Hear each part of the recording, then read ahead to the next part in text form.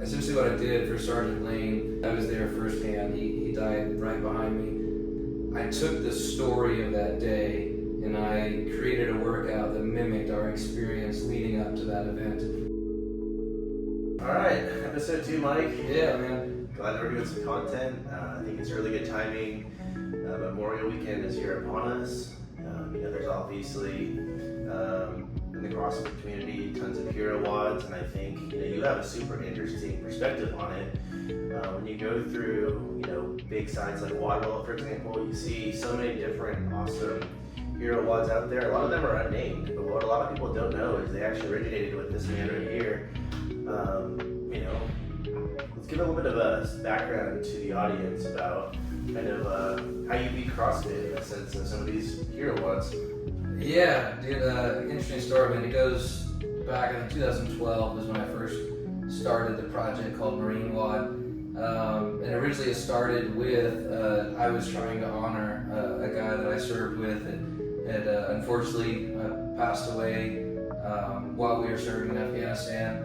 And I submitted him, I went through all the proper channels with CrossFit and got pushed back. And they basically said, they had questions like, well, what CrossFit gym did he belong to? Kind of give us more backstory and stuff. And, we were active duty Marines, we were deployed, we were all over the place. And so I was like, well, he's not actually part of a gym because we're overseas, we're training, we're doing what we're supposed to be doing. And so it got denied really quick. And I was super not okay with that. And I just took it upon myself to say, you know what? His story and his memory is worth being told. I'm just going to do it myself. And so I ended up creating this project called Marine WOD years ago to essentially, fill that gap.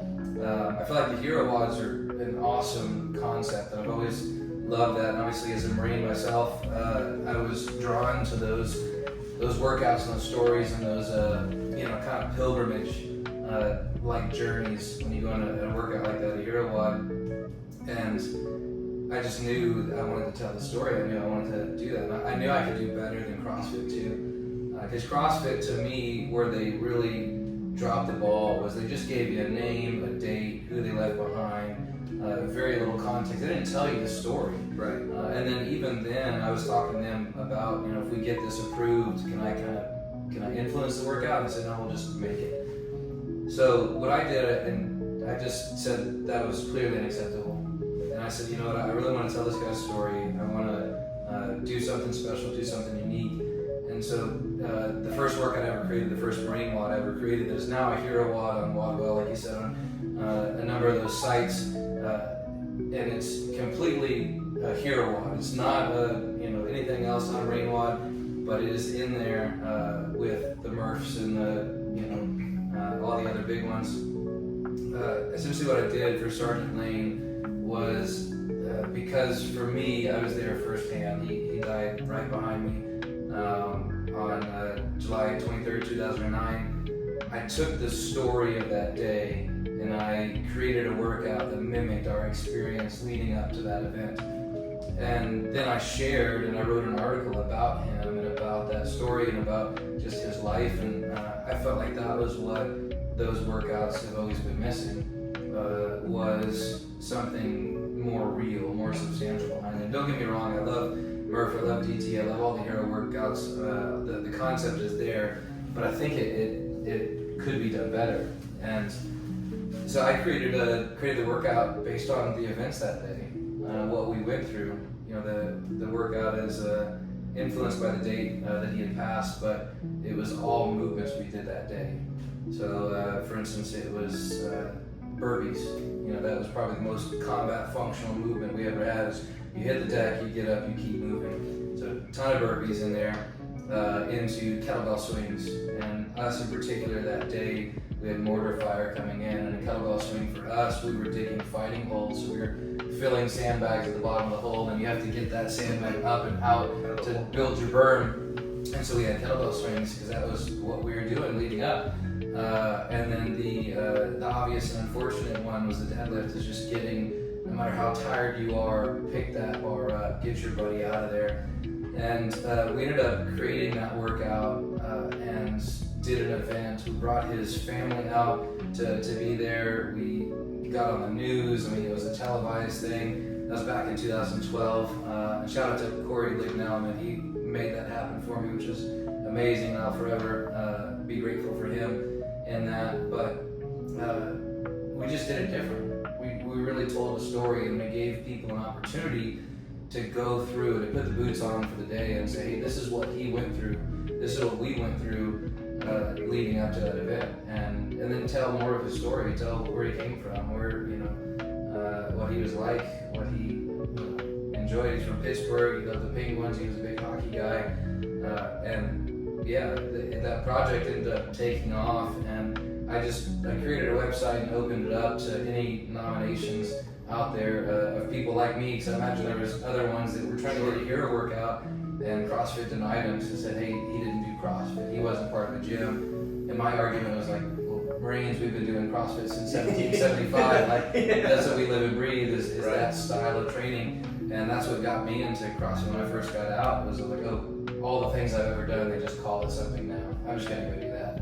That's an easy transition. But we opened up the Marine WOD website, put it up for nomination where anybody could nominate a Marine, a buddy, a nephew, a cousin, a brother, whatever it was. And I ended up getting really a lot of response, and eventually overwhelmed with that. I was still pretty fresh out of the Marine Corps. I was still processing a lot of what I went through and what I experienced, but to me that was important to tell those stories. And so we ended up doing probably about a dozen Marine WODs. I had them named at the time, but they're all circulating now. Is that, where did this come from? Hero WOD, and it was me. That's the big twist. Is it wasn't from CrossFit, it wasn't from anywhere else. I was the one that created and made those workouts. But the important part there, and what I think is the most profound impact that the Sergeant Wayne workout had, or any of the ones that I created, was in any hero workout like Murph or any of those, it gives you an opportunity to physically go through something emotional. Absolutely. I got to, for better or worse, relive that day. And I remember it's a 7-minute AMRAP. I remember his mom was right there watching me do the movements that we did leading up to him passing, and giving it everything I had. And just every single minute of that 7 minutes, every second, I was moving, I was pushing, and I was not letting up. And I got done, and I just laid on the floor and cried and couldn't move, couldn't talk, and I was just completely overwhelmed. And everyone else in that event, everyone else that did the workout, everyone else that was there, I think just felt that impact and felt that power. And it was something just immensely powerful. It was unlike anything I've ever felt. It's super impactful. I think, all the hero WODs, just gyms in general, it's all about the community, right? That's what makes it so successful, right? Anybody can go work out by themselves or at a commercial gym, but it's the community of like Black Iron Athletics or a CrossFit gym that really brings it together. So the fact that CrossFit missed on telling a deeper story to get the emotional involvement, I think it's a big miss. So, I'm super glad that you were able to take it on your own shoulders. That's just kind of who you are as a man, right? Yeah. You don't see a way. If there's no clear path, you'll make your own. Yeah. And I really admire that about you. But yeah, I think community is such a big part. If you can connect the emotional to the physical, everybody's going to put in their best effort. Yeah. And I think it needs to be more storytellers like yourself in this space, because CrossFit's become such like its own sport now, where before, back in the day, we just talked about this the other day, at its roots, CrossFit was like, well, it's a bunch of different people from different backgrounds, we're going to see who's kind of the most functionally fit. Now there's kids that start at like 5 years old that are just nothing but CrossFit athletes, and they're dominating the sport, but you lose some of that like grassroots foundational messages. So I just give you a lot of props for being an OG in that kind of space. Thank you. How do you think hero WODs impact people like in today versus 10, 12 years ago? My honest answer to that question is I felt like it was starting to lose the impact. It was starting to lose the the luster, lose the importance. And I was starting to see people just put on a bunch of American flag stuff and say, oh, it's Murph Day, Yeah. and all this kind of stuff. And I always made it a point, and we did Murph for years. Like that's the tradition, Yeah, you know. absolutely. But I was starting to get frustrated as a combat veteran, as someone that served and seeing the sacrifice firsthand, that people just were just making it about Murph. And even Lieutenant Michael Murphy was like, hey, it's not my day. Mm-hmm. And a lot of people just don't quite understand what Memorial Day is. And I have people who come and, you know, high five and hug, like, hey man, happy Memorial Day, like party this weekend. And it's like, no, hey, we're gonna celebrate the life that we have and the life that we've been given because of the sacrifice that so many have made and that aren't here to live for it. But yeah, it started to become a little diluted in my mind, and I would get, you know, kind of personally frustrated and offended a bit, and that's on me for sure to feel that way. But for the past, I don't know how many years now, I've been doing it differently, and we've kind of shied away from Murph, and again, still love the workout, still love the concept. But to me, it was just getting diluted, and people were missing the importance behind the day and the impact. And so we started just to tell stories in different ways with workouts, and whether it was a named workout or an experience. I think what we can do that is the most impactful for the average civilian in a gym like this or in a space like this that gets an opportunity to go and be a part of a Memorial Day event like that is just to tell the story and give, you know, you as a civilian an opportunity to put the boots on for an hour and a half, whatever it is, and pay your tribute. You know, sacrifice a little sweat, and it's huge the impact that has. And I think when that started to get a little lost in my mind is when I started to get a little anti-Murph a bit, Right. Because it was more of it hit home for me. And I want to say, you know, I think Murph is a great workout too. I think it's like a good benchmark of just fitness in general, regardless of what day you do it on. But what I appreciate about what you're doing here at Black Iron Athletics is it is its own story. And like, for example, tomorrow, Saturday, we have a workout. It's going to be awesome. We don't know what it is, but I think that's kind of the point, right? It's not about necessarily ramping up and training for a specific workout to beat your best time. Yeah. It's about just showing up, paying your respects, putting in the effort. So yeah, I think to go back to like you kind of transition back to where you came from, those grassroots foundations. I think that's the best way to go about it. So again, I'm a little nervous for it, but I know it'll be a good time. Rightfully so. Yeah. It's about just about putting the effort, right? Yeah, putting the effort in and just allowing yourself to take 1 hour, one day, half a day, whatever it is, to just pause and appreciate the sacrifice that has been made to live the life that we all get to live. And you know, you dedicate an hour. And for me, I have my ups and downs with Memorial Day. It's definitely I wish I felt more. I don't feel enough. I don't. Maybe I'm feeling everything that day, and it's too much. But it is important to set some intention aside and set some time aside to grieve a little bit and to work through those things. And there's nothing more powerful that I have found to help grieve and process and work through anything like fitness. I mean, there's a chemical response to movement. There's a mental response to doing these things that it is healing and is psychedelic at times, where like you get into this space that you can't tap into otherwise, and it's really transformative. Not only on a day like Memorial Day and a day like tomorrow at our event and what we're doing, but any day that you show up and you do something hard, you choose something difficult, it has the potential to be transformative for that day, for that minute, for that hour, for however long that feeling lasts, and you start to become addicted to that feeling. You start to become addicted to that rush, and that it really is life-changing. There's almost no other. There's almost nothing else in the world that's like this. When you are 75% done through a Metcon, you're hating your life, and you're like, why am I doing this? And then as soon as it's over, that immediate gratification you feel of, man, I feel on top of the world. I just did something hard. There's some stuff that I didn't want to do, but I got it done. It's just a sense of like self-satisfaction you're just not going to find any other way. Yeah. And I think to add to your point too about the mental health aspect, again, I think so much of it goes back to just the community part. Suffering with your brothers and your sisters and your friends, man, it makes such a big difference. I would argue that suffering should be the 6th love language. Yeah. It's probably why I'm single. But. Yeah. Yeah, I mean, it's massive. There's kind of the term, I don't know if it's a real term or not, but trauma bond.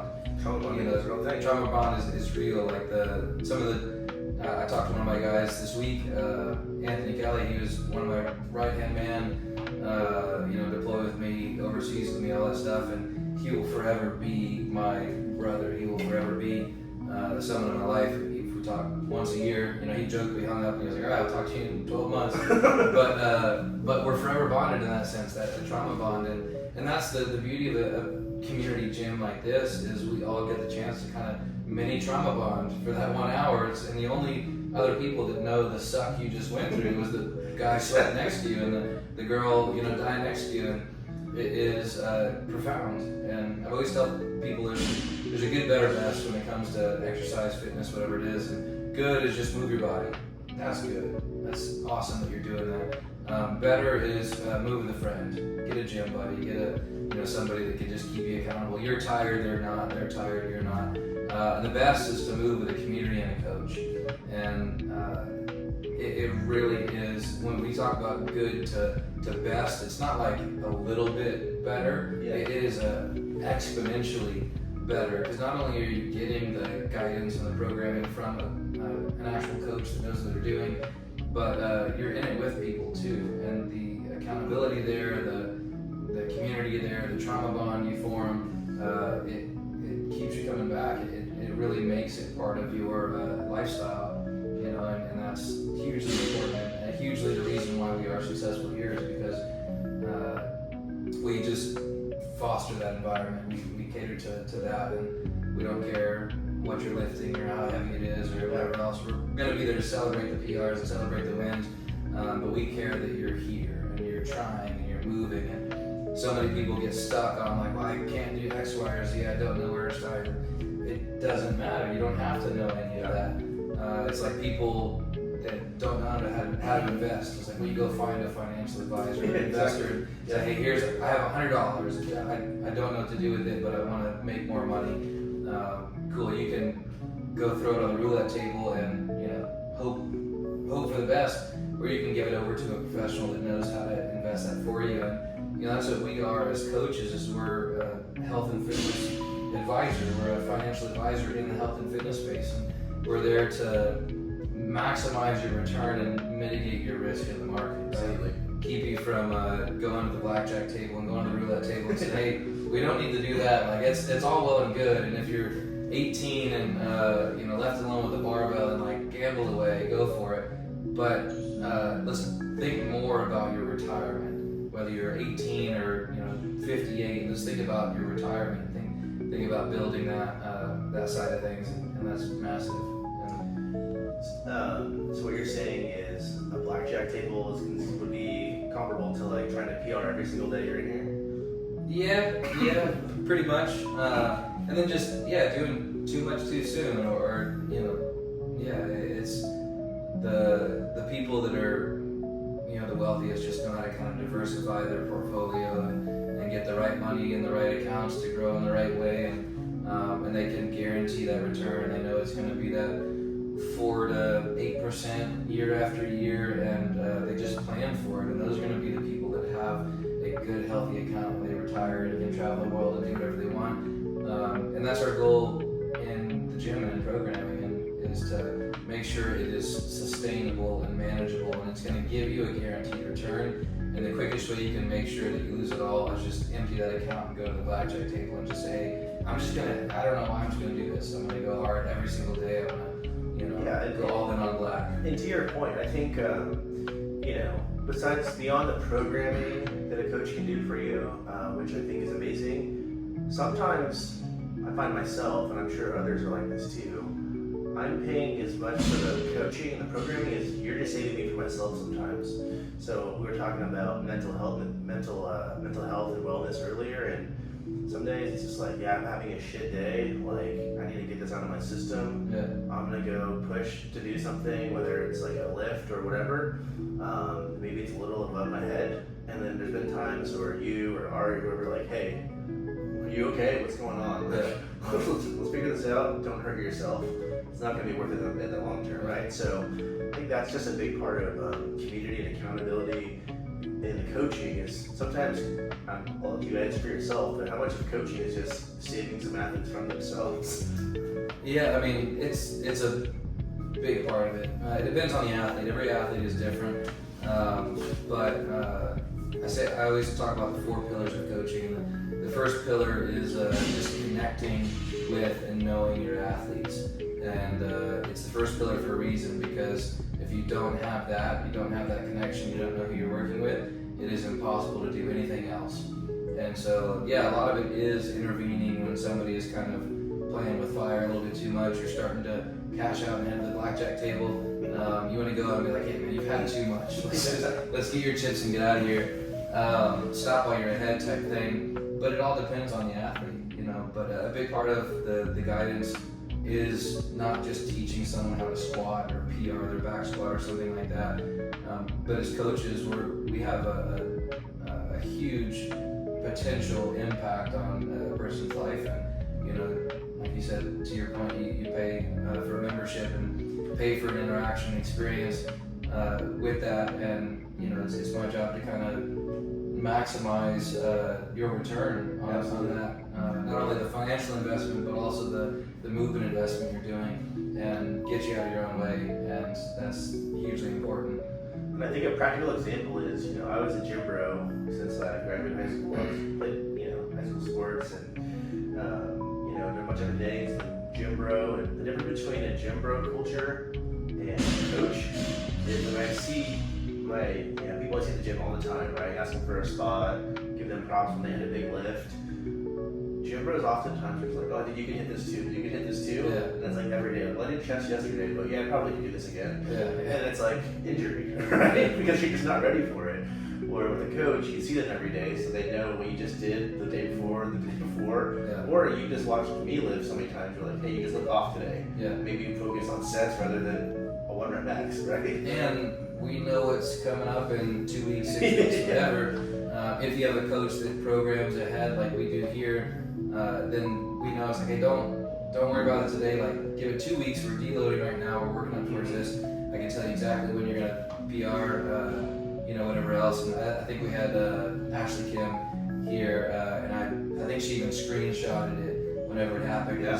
She was talking about, I think, struggling with a back squat or a front squat or something like that. And I was like, don't worry about it. You're going to hit this number on this date because I know what you can do and we plan for it. And that was like maybe 4 weeks away when I sent her that message. And then sure enough, that exact date, I think she even went over what we originally anticipated.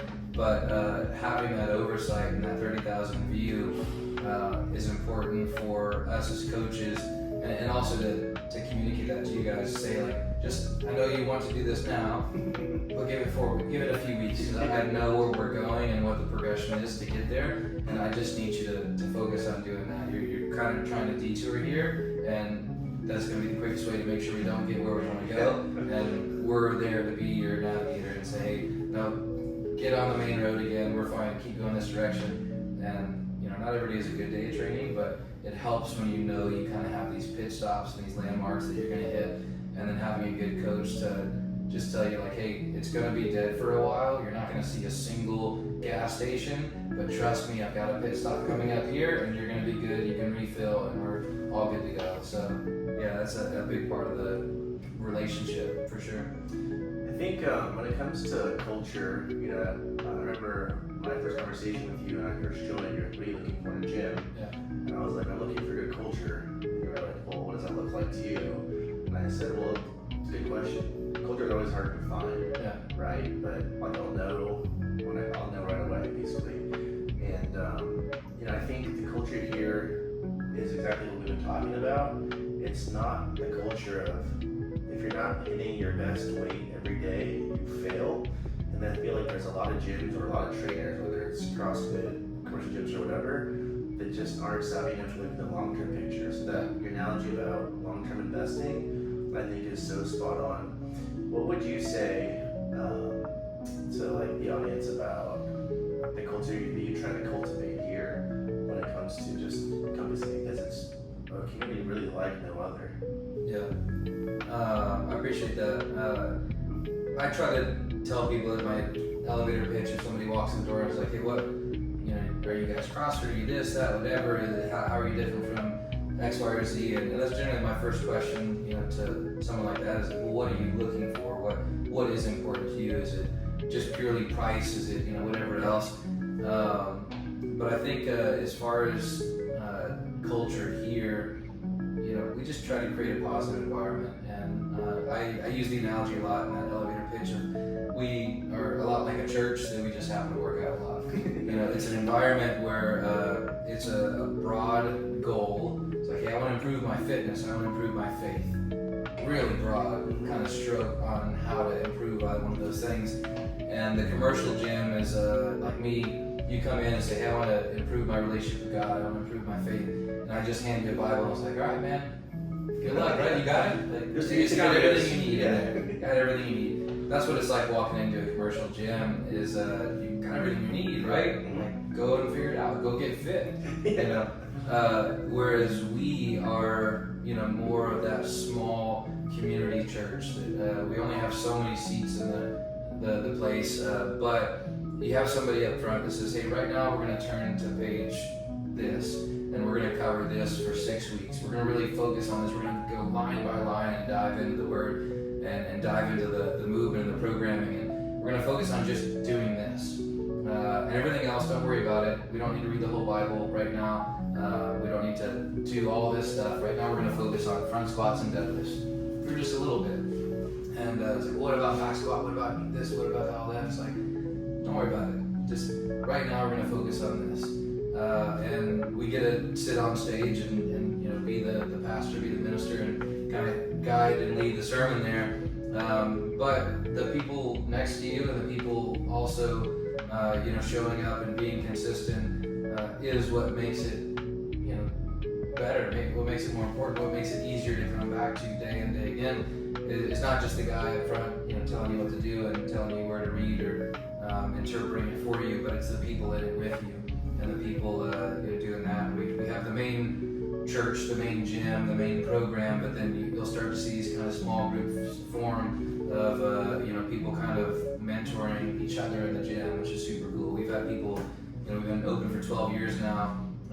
This month, 12 years, and there's so many people, thank you, there's so many people in here that have been here for 12, 11, 10, 9 years, and they're always so quick just to grab somebody and put them under the wing and say, hey, quit doing that, like, just come over here. And so I get to kind of multiply my reach in that, but that's the best way I can describe the community and the culture of our gym. Is it's just a positive group of people that are all trying to improve their fitness. And I'm just doing my best to interpret a very broad stroke of what that means and try to keep people focused on moving forward and not getting down a rabbit hole that is going to be unproductive. And I think, I don't want to get misinterpreted. It's not that people don't hit PRs or black iron, they don't improve their fitness pretty quickly. Casey, for example, just had an 8-year or a lifetime PR back squat. Right, that was super cool, but a couple of shout outs, right? Austin, Kristen, Eric Amber, Nando, Vanessa, Gabi, and Ari. They're doing the BCS. They all qualified this year. I've seen a couple of them in the top 5. Ashley Landry, Shane, that's super sick, right? So it's like, if you put in the work, you can get the results. But, I think my hot take would be, if you define a good culture in your gym as just by people that are pushing you to ego lift and just hitting a number rather than focusing on how your body feels and reacts day after day, maybe look for something a little bit more long term rather than just investing everything in crypto right now. Yeah. No, it's definitely, there's always a balance between the culture, the community, and then performance and results and what people want and what people need are different things almost always, and that's where you go back to the connection you have with your athletes and with the people you're working with. And when you have that connection, you create an opportunity for trust. And when you have that mutual trust between an athlete and a coach, then it takes a lot of the guessing game out of it. It takes a lot of the worry out of it. It's not all performance based or all numbers based or all this, that, whatever. But it's just about the journey and about something that's like again, using the faith analogy.